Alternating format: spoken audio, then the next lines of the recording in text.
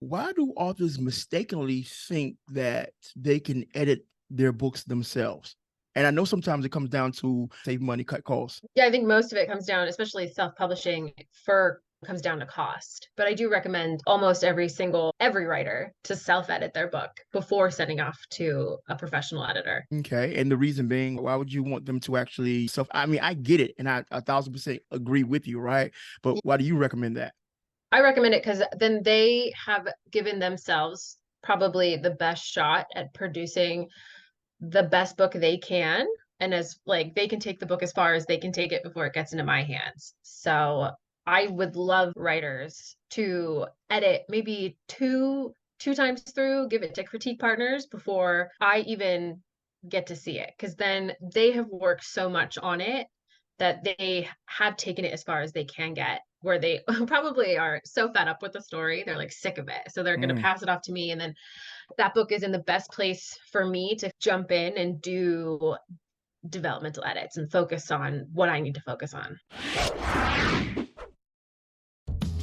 NL Publishing Service Academy proudly presents Listen Up, I Got a Story to Tell podcast with literary success consultant DK Walker, sharing with you writing tips, marketing ideas, publishing information, and inspiring interviews for your author journey. So, without further ado, let's get right into it with DK Walker. Hey, I'm DK Walker. You're tuned into Listen Up, I Got a Story to Tell podcast. Today, I am joined by Kourtney Spak, Developmental Fiction Editor. Welcome to the room, Kourtney. Thanks for having me. Very excited. Oh, the pleasure is all mine. Now, look, I'm an author, and like most authors, we hate to edit. My very Mhm. first question to you out the bat is, why do authors fear editing so much?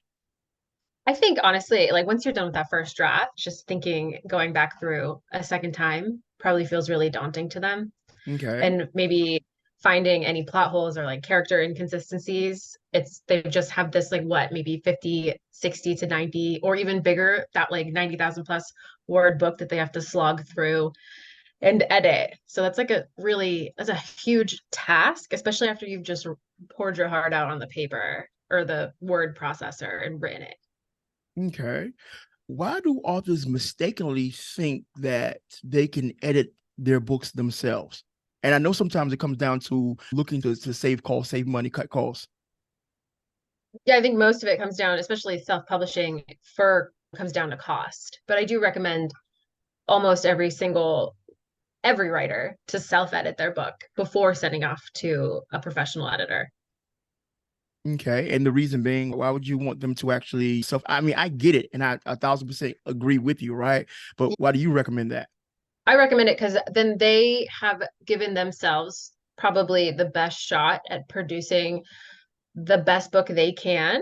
And as like they can take the book as far as they can take it before it gets into my hands. So I would love writers to edit maybe two times through, give it to critique partners before I even get to see it. Because then they have worked so much on it that they have taken it as far as they can get, where they probably are so fed up with the story, they're like sick of it. So they're going to Mm, pass it off to me. And then that book is in the best place for me to jump in and do developmental edits and focus on what I need to focus on. okay. Okay. In the process of editing, when does an author know which editor to hire because you have different stages of editing? Could you break down those stages and when should they be looking for the different editor? Yeah. So for self-publishing, typically the order goes developmental editing, then line editing, then copy editing. And those two, sometimes the editor will do both. They'll do a one pass on line and then do a second pass on copy. And then Okay. your book goes off and gets formatted for either print or EPUB. And then it finally comes back to a proofreader. So Got you. that's the steps. Yeah. And by you saying that, I can see why an author want to do everything, like want to get they teeth pulled without Novocaine before they do the editing process, because it's such a daunting but much needed. It's you can't have a polished book without it going through the steps of editing. Mhm. You come across as very passionate about what you do. How did you fall in love with editing? It came about during the pandemic. Before the pandemic, I was a tennis coach. Like I was doing private lessons, Cool. working with schools, working with high schools and stuff. And the pandemic hit, and I was like, I don't know if I realistically want to go back to tennis. I don't know if I can't see myself being like 60, 70 years old, spending 8+ hours like on a tennis court. You know what I mean? And tennis Hmm. is probably, I would say, my first love. So that was like a really big, very serious decision I had to make. So I got into freelancing late 2020, early 2021, and I started offering more writing services and Okay. then offered beta reading because I was like, I love books. Like I've been a big reader my entire life. So I started beta reading and then on Fiverr on the freelancing platform. Hmm.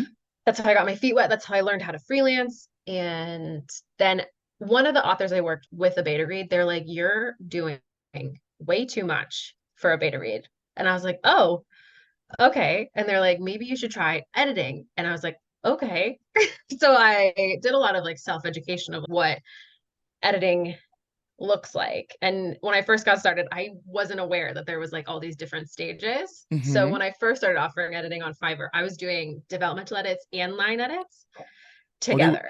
they were loving you. Oh, they were. They were Oh, loving me because it was like very low priced. And I was like, yeah, right. I can do this. I can do this. And then I found, I don't know if you are familiar with CM Taylor on TikTok. I call her the TikTok editor. I reached out to her. I was very nervous, but I was like, I think I need to like network or reach out, have a mentor. So I reached out to C, we call her C, and she was very receptive, like welcomed me in with open arms. She had editors help her in the past get to where she was, and she was very open to helping me. And she helped me figure out resources and like education and how to just get started in the developmental editing space. And then I finally knew to separate like dev edits and line edits. But Okay. I've definitely fallen in love with the developmental editing side of things because it looks at like the big picture of everything. So it's not as like nitty gritty and you have to like analyze a sentence and make sure that it's perfect. And I'm just not that kind of girl, you know what I mean? But dev edits is my favorite. Learn how to write faster, conquer writer's block, and tell a story your readers will love. In less than 1 month, writing only 3 pages daily, you can go from book idea to manuscript using the unfair writing advantage.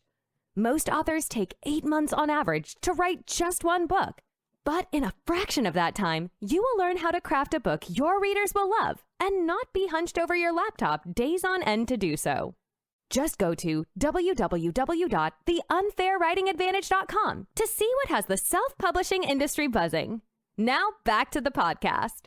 I got you. I got you. I want to touch upon something that you said when you was answering the last question. You said that you went and you got a mentor. I don't want authors that's listening to the podcast to go over their heads, right? A lot of authors, they think they have to do everything by themselves, right? Like if you Mm-hmm. got a mentor to help you the waters of editing, I think authors definitely need to get a mentor themselves, like another author that's more successful than them. They'll help lessen the mistakes in their author journey. My next question to you is, how do you not lose the author's voice no matter what genre that they're writing in? That's a big fear of mine.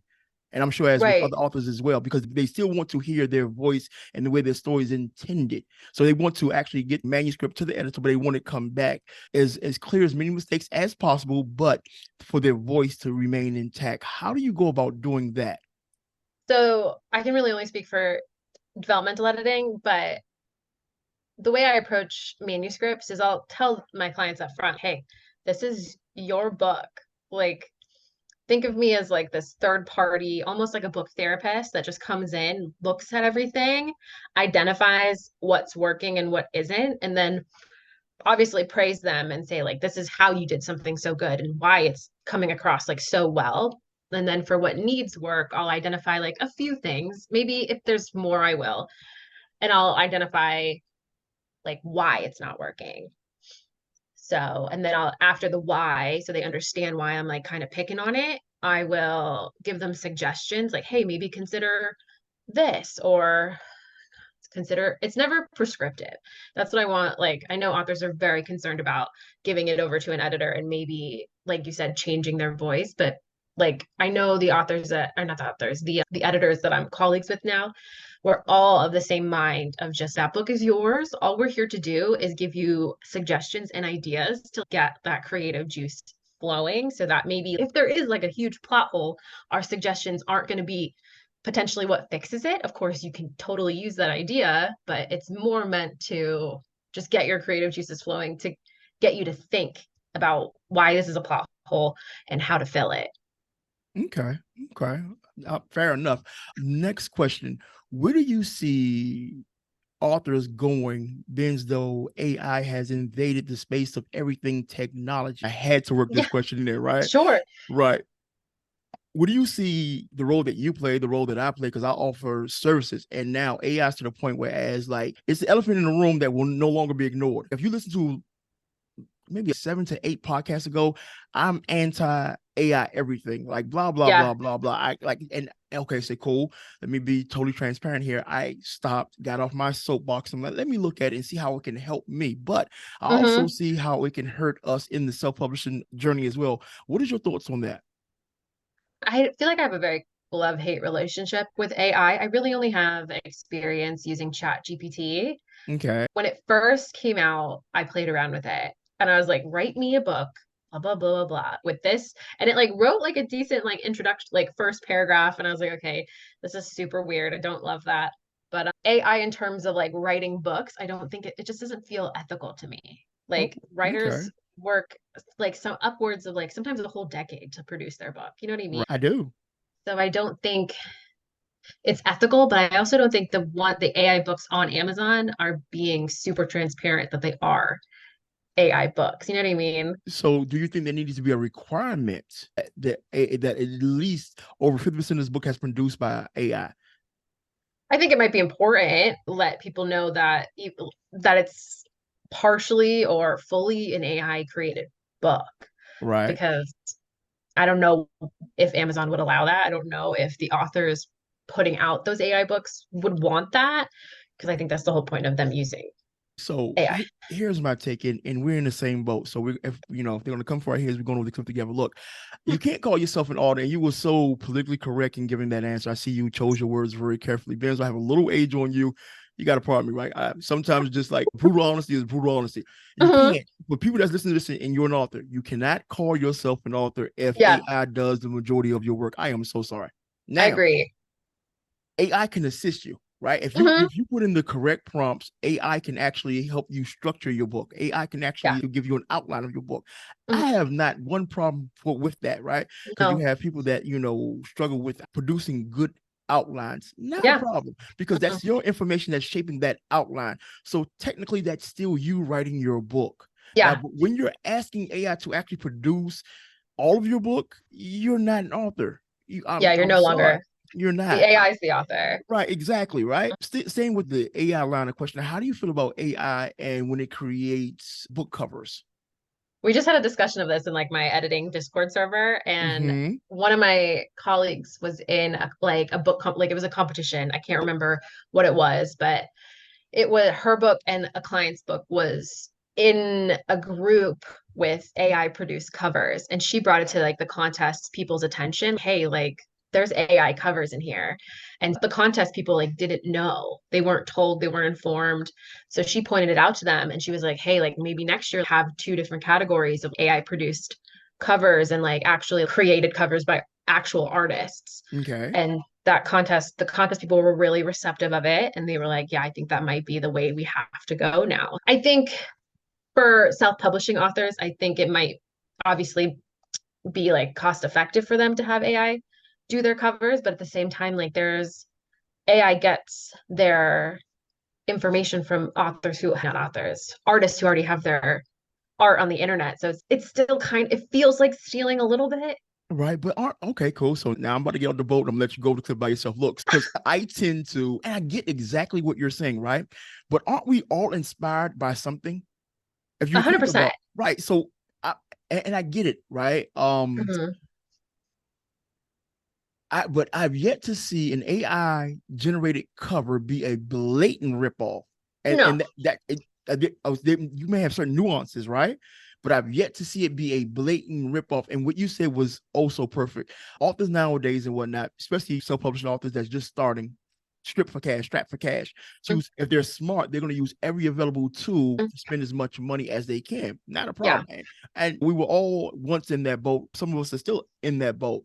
Yeah. But this is the problem I have with AI generated covers. Writing your manuscript has been hard enough, so let NL Publishing Service Academy make self-publishing your book easy as possible. From beautifully designed full and ebook covers to uniquely done typesetting and formatting, our goal is to professionally enhance your manuscripts and book covers to give your readers the best reading experience possible. Need marketing tips, tactics, and strategies? We can help you with that. How about branding and broadening the reach of your author platform? Yep, we can help you with that too. So no matter what your self-publishing needs are, NL Publishing Service Academy has you covered. Just head over to www.nlpublishingservices.com for whatever your self-publishing needs are. And now back to the podcast. Now, if you take a picture and then have that picture that you uploaded and you have an AI generated cover off the picture that's uploaded, that's outright stealing because it's coming from one direct source. But if I'm pretty sure if it's like an image off the internet, yeah. Right. But say they like took a picture of themselves in like a pose or something and then maybe uploaded it to AI to enhance it, I don't think I have an issue with that. Got you. Because I do frequent the bookstores a lot. That's like my getaway. I escape my wife with her never-ending honey-do list. So I go to the bookstores and I look at covers. I read blurbs. It's like Superman in his cave. Yeah. So I go there to rejuvenate and get away. And I do see AI-generated covers in bookstores. And oh, really? Yes, I do. Right. I see that, and also hear audiobooks that's AI-generated. Oh, you mean like the voice? Yes, ma'am. I do. Wow. So it's a certain thing you just have to listen for. Now, we spoke about the actual writing. We spoke about the picture. How do you feel about AI generated doing voiceovers? I don't think this is the first time I'm hearing about it. Was it Revoice? Actually, the script, which I used to edit my podcast, her name is Michelle. I'm talking about, I know her personally, but you click on her and you had to really know it beforehand and you cannot tell the difference. Wow. Yeah, I didn't know this. I'm not like an audiobook girly because I like my attention span like can't do it. But right. Yeah, that's incredible. I don't know. I feel like it's a new information I really don't have. It's cool, but it affords self-published authors so many ways to make money off their books, right? Now they can actually, and my thing is, if you listen long enough, there's no personality there. So therefore you will have to like manually tweak the voice, whereas you can have the voice be funny, sad, speed up in its reading, slow down in its reading, and that will give it its human effect, if you will. But that's a tedious task, but you're saving hundreds of thousands of dollars of getting somebody to actually do your book audio-wise. Yeah, I mean, that is true. I feel like we're always going to have integrations with like robots. You know what I mean? Like, think my one friend's a massage therapist, and not that this is like even a little bit similar, but like when the massage guns came out, okay, like did they really worry about losing their job? You know what I mean? So it's like I think it's all just about cost and quality and who wants to spend the money, who doesn't. And then that way not that like it creates like maybe a level competition like space for all of us, but I think people who want to spend the money on real people will, and people who maybe don't have those refunds or not resources just can't. And I think that's okay within reason. Oh, 1,000% agree with you. I love what you said the last part. In reason, right? Yeah. In reason. So I guess because it's a gray area for us all, right? Yeah. But like you said, definitely in reason. Have you ever came across a manuscript and you wasn't necessarily particularly a fan of the genre, but the story was told so well that you became a fan? Yeah, I'm not the biggest fan of sci-fi. Like, I'm just like space personally freaks me out. But I had someone reach out to me. His name's Elwood Stevens, and he wrote this really beautiful, like dystopian sci-fi book about a female main character who's almost like fully cyborg, and it was like her journey through just like the world and becoming human again. And it was just like so interesting that I was like, do I like sci-fi? Or you just happen to love a well-written story? I do like a well-written story. So cool. That's definitely what's up there. My next question to you is, how do you see yourself positioned within the editing space? Because of course, I did my due diligence and I was nosy going down your TikToks. You give so much great information, by the way. People, Thank you. all of her doggone socials will be in the show notes, by the way. I'm letting y'all know that. Please go check her out. You will not be disappointed. So with that being said, you do so much more than developmental editing. You give some of the best advice for authors.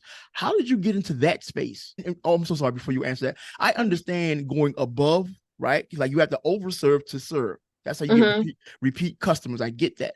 But your advice to be such a newbie in this game is spot on. How did you get there? I really have to thank, again, my mentor, C. She does a lot of the same content with like educational. Okay. And I kind of just took a page out of her book of like, how can I help the writers who maybe can't afford my services? You know what I mean? And or are the writers who are still writing their book.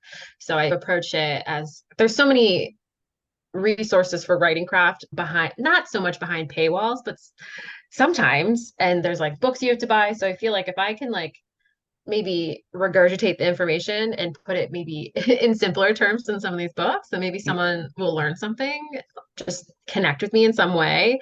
I think that's why I'm really on TikTok, is just to like get the information out there. Cause like you said, I'm still new, I'm still learning myself. So it's like, maybe I've learned something today that I want to share with someone on the Cool. internet. Yeah, and you mentioned paywall. So have you yourself, and I'm assuming that you're not against earning a living, so have you yourself thought about actually constructing something outside of editing to help people? And I look at paywall this way, like true, Yeah. the information, any information that you can buy can be searched. Any information that you can buy can be searched. But the reason that, some information is to be sold is simple fact that you don't have to waste the time looking for it.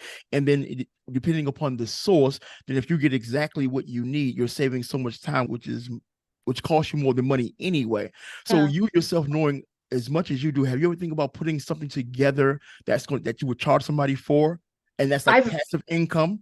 I've gone back and forth thinking about it, because then I'm like, oh my, is it ethical to put this stuff behind a paywall? Like my services already sometimes, they do cost a decent amount, but I guess that would go ahead. I'm so sorry to cut you off. But that's a way of a person affording you without affording your like think about it, right. And it's not like you're not helping, and it's not unethical, right? You're right.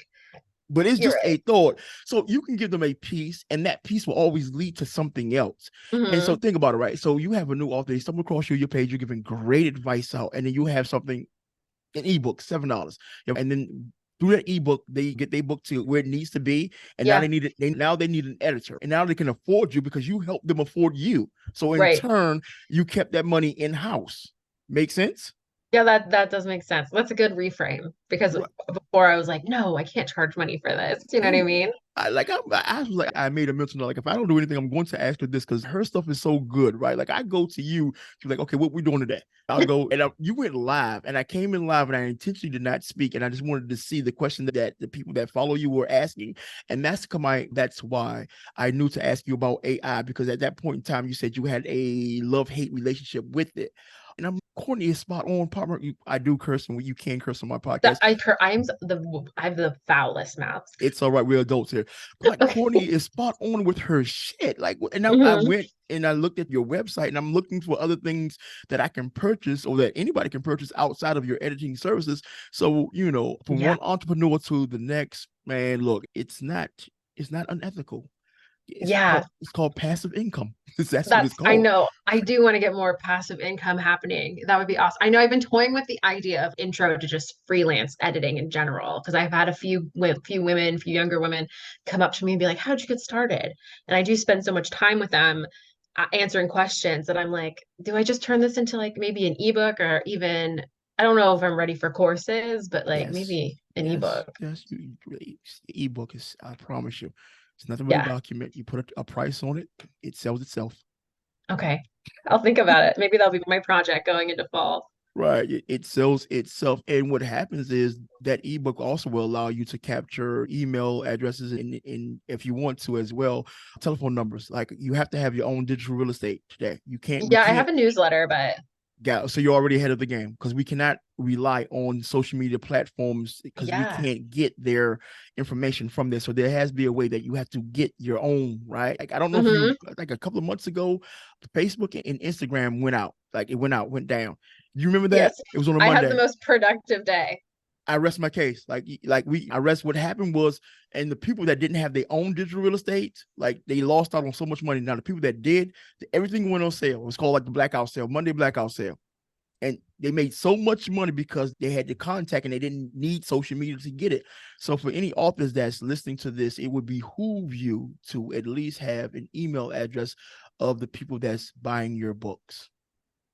Yeah. I think when the whole thing with Congress and TikTok, I think we were all I was very scared. I was definitely reaching out to like congressmen and like senators and being like, hey, like this is Right. a place of business for a lot of people. You True. can't cut it. But So so let's play devil's advocate. What if they did? What would have been the next move for you? I don't know. I don't know. Like obviously Facebook and Instagram would still be there. So I think push harder on those platforms, or I truly don't know because I don't know life without social media. Like I think I was 21 when Instagram hit the world, and Okay. I don't know. Like, Website most likely. Just yeah. really get good at SEO and blogging and putting out more blogs than I do now. But all those stuff is needed, because without Hmm. it, like, we're just borrowing real estate. That's all we're doing. We're borrowing. Anytime Yeah. that's all you're doing, because if you cannot, and one of the beautiful things about having your own digital real estate, you're not subject to the algorithms. Like, there is none. Yeah. You just need to, like, say if you're emailing somebody, I just need to create a compelling enough brain fog. When a person opens up your email, the opening line, I just need to write the compelling enough that so they can open the email. That's it.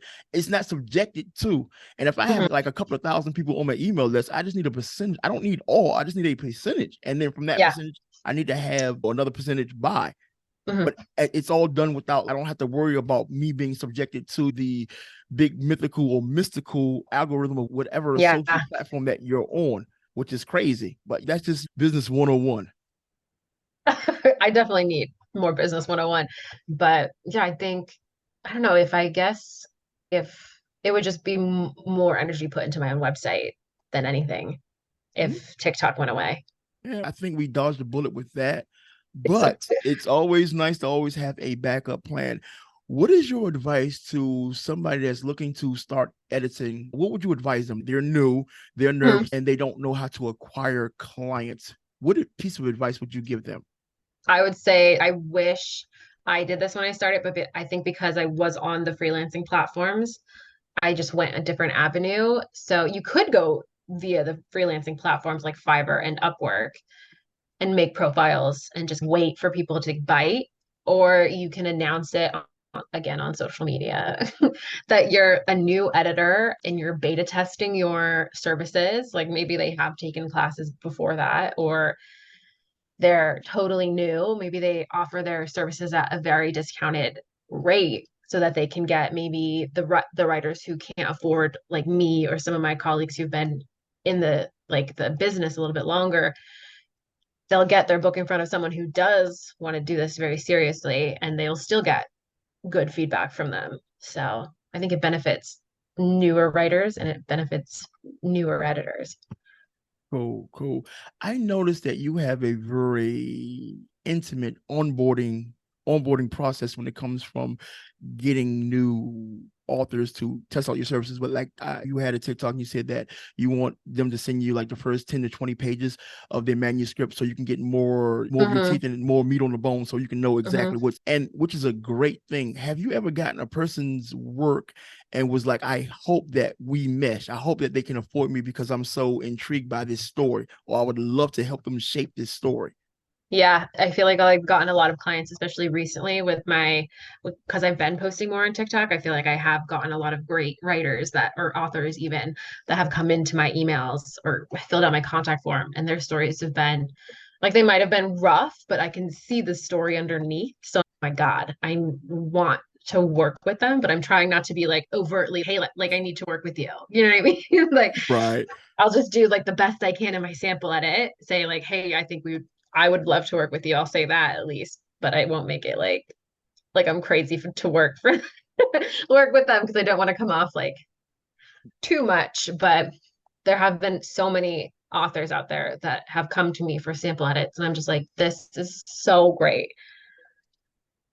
So great. Here are some things that you could work on, but like I would love to work with you.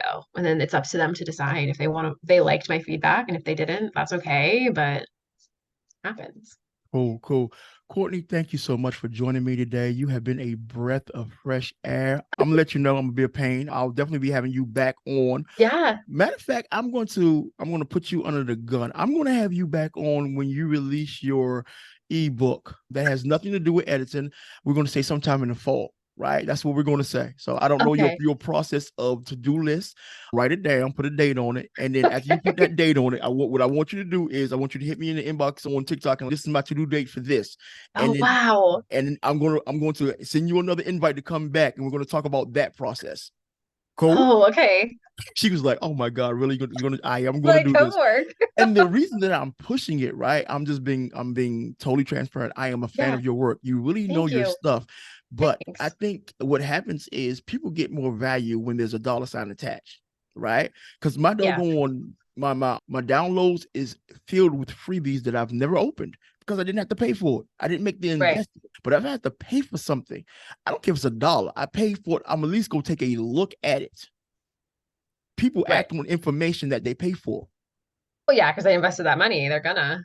And once again, they're paying you to be able to afford you. Look at it that way. They're paying you to be able to afford you.